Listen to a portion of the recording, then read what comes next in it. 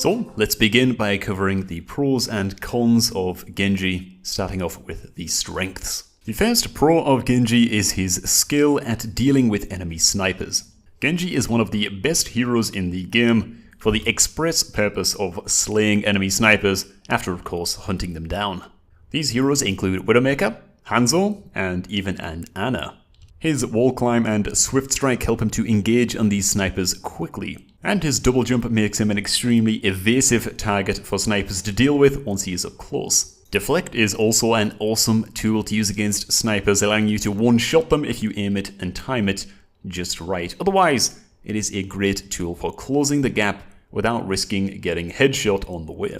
The next pro to Genji is that he is good at hunting down low health enemy heroes, bursting them down and finishing them off.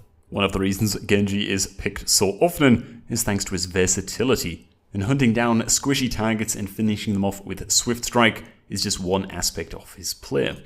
Executing the Alt-Fire Swift Strike melee combo is just one of Genji's tools for picking off the weaker heroes in the game. His dash allows him to easily clean up targets who are injured and escape quickly after the deed is done. This is of course aided by the fact that his Swift Strike cooldown is reset whenever Genji scores a kill. This gives Genji a huge amount of snowball and cleanup potential, easily able to convert just one kill into a team wipe very, very rapidly if he is not stopped.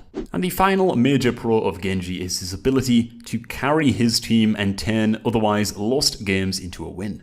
Genji, sometimes entirely on his own, is capable of solo winning an entire teamfight. His deflect allows him to turn his enemies' abilities against them, and while sometimes not so impactful, this can be a huge deal if you deflect something like an enemy Graviton Surge or Dragon Strike. Not only does this deny the enemy team an ultimate, but it also essentially gives your team an ultimate for a teamfight that they otherwise just would not have had access to. And of course, this is without mentioning Genji's Dragonblade ultimate, which, if there are not too many tanky targets on the enemy team, can quickly mop up backline supports in no time at all.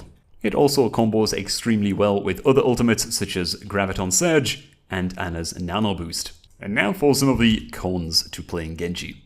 Playing Genji up against an enemy Pharah is generally not a good idea, and this weakness, this disadvantage rather, is compounded when the Pharah is paired with a Mercy.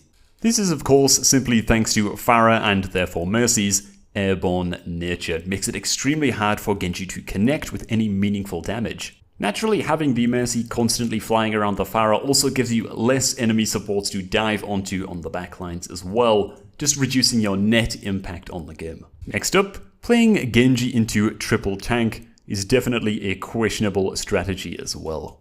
Genji is of course most impactful when he is scoring quick kills on weaker targets, as this will constantly be resetting his Swift Strike cooldown. Tankier lineups like quad, triple, or double anchor tank combos are not so easily picked off. You can still get away with playing Genji against these kinds of comps as long as you can effectively reach the enemy backlines. However, typically speaking, higher consistent DPS heroes like Soldier 76 are going to be more consistent and have more of an impact on the game as it unfolds. And finally, Genji is not so good at protecting his own backline and supports. His kit is designed to flank and dive the enemy backlines, and therefore he's much more heavily suited to aggressive dive style teams. Other DPS heroes like McCree and Soldier do a much better job at keeping their backlines alive. So if helping your own team to survive is what you need, best to stay away from the Genji pick.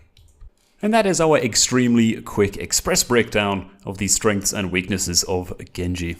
Let's move into an activity before we wrap up this section.